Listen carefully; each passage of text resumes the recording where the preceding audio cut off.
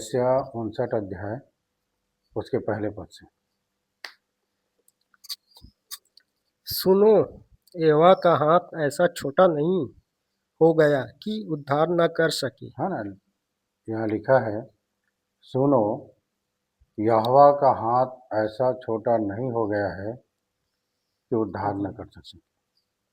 कहने का मतलब ये है अजीत भाई कि हम लोग भटक जाते हैं, है ना। कुछ समय तक हम देखते हैं परमेश्वर की तरफ, मन लगाए रहते हैं, और उसके बाद में हम लोग अपने मन से विचार करने लग जाते हैं, क्या होगा, कैसे होगा, पहले तो ठीक था, अब कैसे हो रहा है। मतलब आदमी जो है ना, कंफ्यूज आ जाता है, ठीक है। और इसी बात को यशायाह बोल रहे हैं कि सुनो यहोवा का हाथ इतना छोटा नहीं हो गया है कि उद्धार न कर सके। मतलब यहोवा उद्धार करने का शक्ति रखता है, और लोग उद्धार को समझ ही नहीं पा रहे हैं। लोग उद्धार को क्या समझते हैं, बीमारी ठीक हो जाए बस, यही हमारा उद्धार है। उद्धार का मीनिंग कुछ और है ना। क्षमा प्लस छुटकारा बराबर उद्धार। क्षमा पापों से, छुटकारा अंधकार के ताकत से, है ना। तो क्षमा बराबर है ना छुटकारा, क्षमा प्लस छुटकारा बराबर उद्धार। तो ये अब सबसे पहली बात तो ये है कि जब आप बने रहोगे ना वचन में, तभी कोई बात समझ में आएगा। इसीलिए मैं बोलता हूँ कि पढ़ा तो करो बाइबल को। एक बार उत्पत्ति से लेकर प्रकाशित वाक्य तक पढ़ो, जितना पढ़ सकते हो। मैं तो बोलता हूँ अपने लाइफ में कम से कम 7 बार, है ना, इसका भी मतलब है। तो हम लोग क्या करते हैं, वचन सुनते हैं, चलते नहीं, प्रार्थना करते हैं, विश्वास नहीं करते। कहने का मतलब है कि हम लोग ये संसार के चीज इतना उलझन में डाल दिया है ना, कि वो परमेश्वर जिसने सारे चीजों को बनाया है, उसके ऊपर से भरोसा उड़ जाता है, उसके ऊपर से भरोसा उड़ जाता है। इस मनुष्य जो है हर थोड़े दिन में आए बाएं हो जाता है, इधर उधर, क्या करूं कैसे करूं, है ना। ये बात आपको दाऊद राजा भी बोलता था। ये बातें बहुत लोगों ने कहा कि घबराना मत, है ना। यशायाह तो 41 अध्याय में बोला कि मत डर, है ना। यहाँ तो 59 अध्याय में बोला है कि सुनो यहोवा का हाथ इतना छोटा नहीं हो गया है कि तुम्हारा उद्धार न कर सके, है ना। तो आप बने तो रहो, उद्धार करने का शक्ति रखता है ना। उद्धार करने से हमें हर एक बुराई से, अपराध से, पाप से छुड़ा के शुद्ध और पवित्र और निर्मल और स्वच्छ करके वो अपने पास ले जाएगा। क्योंकि परमेश्वर पवित्र है ना, वो पवित्र है। तो वो हमको अपने पास ले जाएगा तो हमें पवित्र बनाएगा। हाँ, टीका चंदन लगा के थोड़े पहुंच जाएंगे भैया, नहीं।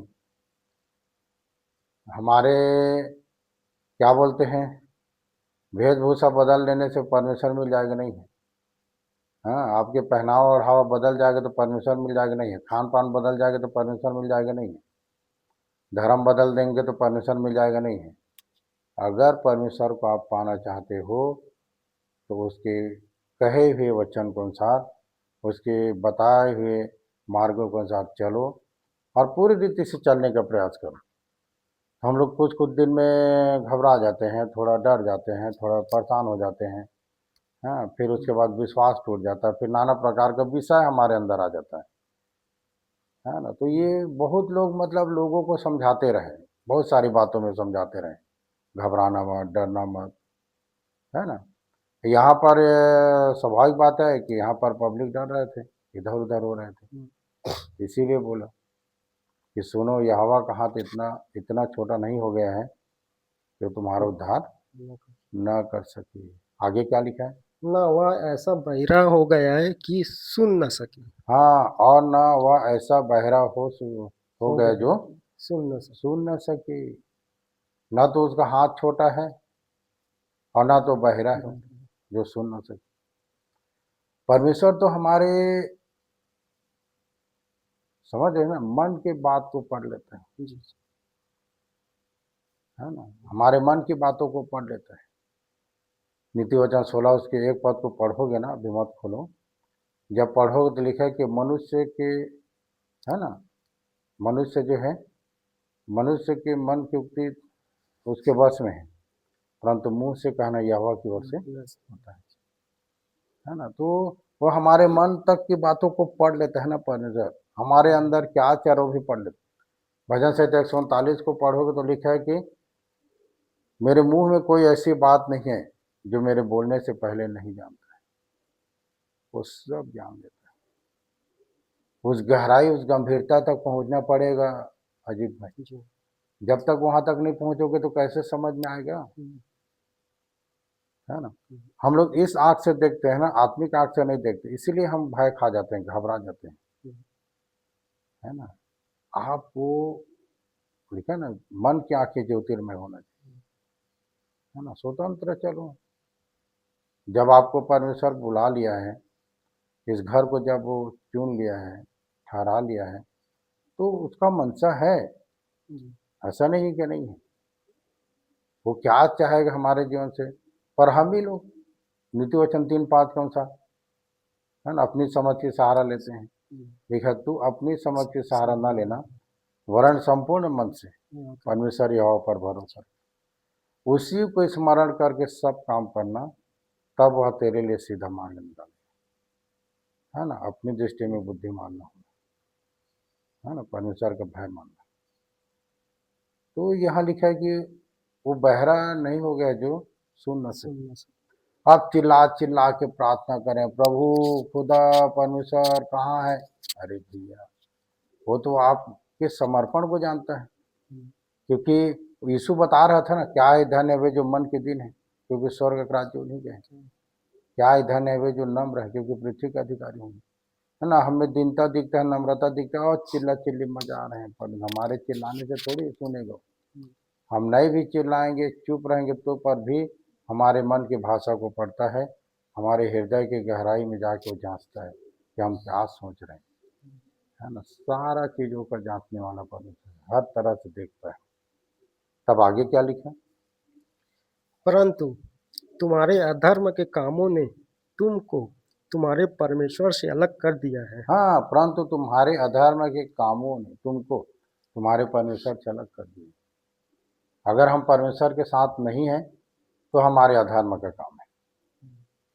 यहाँ लिखा है कि परंतु तुम्हारे अधर्म के कामों ने तुमको तुम्हारे परमेश्वर से अलग कर दिया है।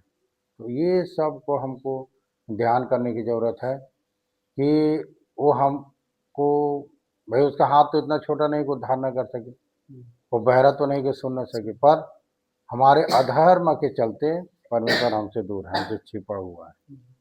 इसीलिए जब परमेश्वर आपको छुएगा, जब परमेश्वर आपको पकड़ के जब निकालेगा, तो उससे पहले आपको शुद्ध और पवित्र निर्मल से छूना, तब ये होगा, है ना। वचन पढ़ के और प्रार्थना करके नहीं, अपने आप को पूरे मन से परमेश्वर के पास आओगे, अपने आप को पूरे हृदय से परमेश्वर में समर्पित, तब परमेश्वर आपको चुनेगा, ठहराएगा, तब आपको छुएगा, ठीक है, तब परमेश्वर के काम है। ठीक है, तो इन्हीं बातों पर आप लोग ध्यान कीजिएगा। दुआ